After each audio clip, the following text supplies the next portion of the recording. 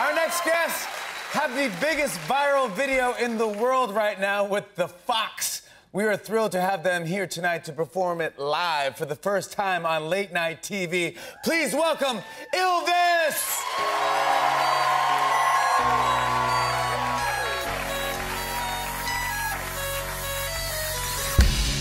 Dog goes woof, cat goes meow, bird goes tweet, and mouse goes squeak. Jeg tror alle som så dette showet, Jimmy Fallon-showet I går, vil si at det var en braksuksess for dere. Hva det med dere og amerikanske TV-show?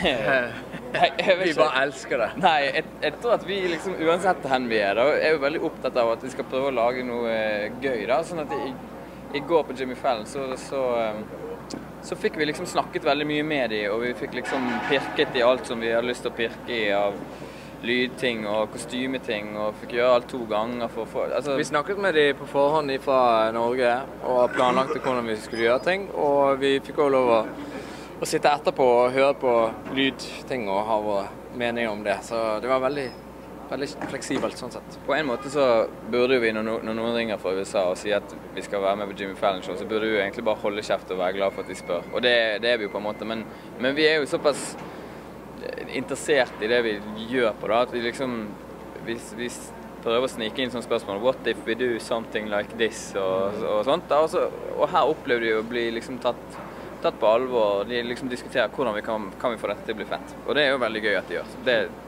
jo veldig stas. Ja, for dere spilte også live, og det jo heller ikke vanlig. Nei, det jo første gang vi gjør den live. Første gang vi gjør det live, så den låten der. Det var sånn personlig, litt sånn, vi måtte sette oss ned og øve litt og synge gjennom sangen. Sånn man egentlig glemmer litt, sånn. Føler at du har sangen under huden, men så kom vi plutselig på at vi har ikke gjort det før. Så da må vi øve litt.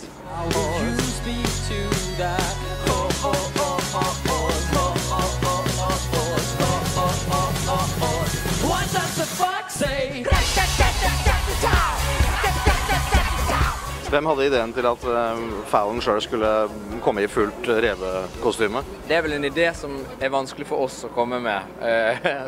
What about you come on there? Det var faktisk Fallon selv. Vi spurte liksom om kan vi få gjøre dette live. Vi hadde lyst til å prøve å gjøre det live, og vi spurte om Roots kunne være med. Det var ikke opprinnelig tenkt. Og så skulle vi tenke på det, og så fikk vi mail 5 minutter etterpå at we're making this big shit. Og så Roots var med, og Questlove har drevet på hodet.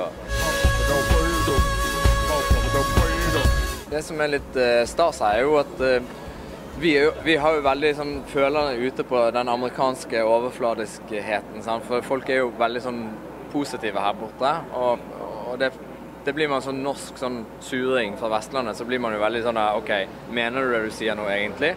Og folk sier jo liksom veldig mye positivt om revesangen, og vi tenker litt sånn, ja, mener du det egentlig? Men Jimmy Fallon, der var liksom ingen tvil. Han var bare så entusiastisk og begeistret I går, at det tror ikke man kan fake, sånn som han var. Det var veldig kjekt.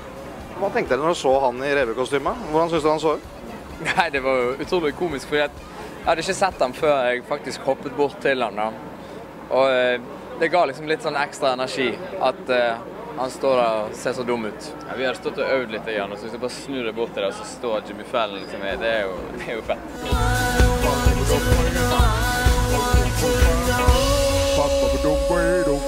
Mange vil jo si at Stargate har vært en vesentlig støttespiller ved å få denne låta til å høres ut som en internasjonal hit. Man skal I et ordentlig studio for å få det til.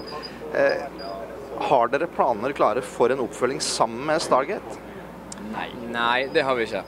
Vi lagde denne sangen som en del av talkshowet vårt, og vi fortsetter jo med det talkshowet og lager flere sanger I det. Så det jo det første vi gjør. Og det jo det vi liker å holde på med, og vi driver jo vanligvis ikke med oppfølgere, så det kommer jo aldri til å bli liksom noe oppfølgelse etter. Vi kommer jo aldri mer til å ha 100 millioner hits på noe vi gjør noen gang. Og det jo ikke trist. Det jo helt greit på en måte. Og vi kommer ikke til å prøve å jakte på det heller. Så vi hadde jo liksom oppfølgeren klar allerede, og den var jo noe helt annet. Den handlet om en hytte, og sånn var den. Så det liksom... Men dette gjennombruddet her jo både sikkert ekstremt beleilig som alle gjennombrudd men også ubeleilig. kan tenkes å være, fordi dere har et TV-show i Norge parallelt. Dere må være borte fra familie hele tiden. Hvordan fikser dere dette her? Nei, det er jo, som du sier, det er jo litt ubeleilig sånn sett, men altså, man kan jo aldri planlegge sånne ting. Dette er jo ekstremt uplanlagt, og man må jo bare, vi har jo på en måte de med oss i ryggen, og de vil at vi skal få ting til, så vi styrer dette selv. Hvis det ikke passer, så blir vi hjemme da. Altså, det er ikke, vi kan jo si nei, vi kan jo bare si nei. Så man føler jo på det, hvis ikke ting går, så går det ikke. Men hvordan er det å kombinere med familie? Hva sa du? Hvordan er det å kombinere det som nå skjer med familieliv? Heldigvis så har Apple laget noe som heter FaceTime, så i dag så har jeg vært 1,5 time samtale med mine barn, og det er faktisk blitt sånn at jeg til og med kan kjefte på dem over, altså fordi jeg er så mye med dem på skjerm at man ikke bare blir sånn onkel reisende Mac.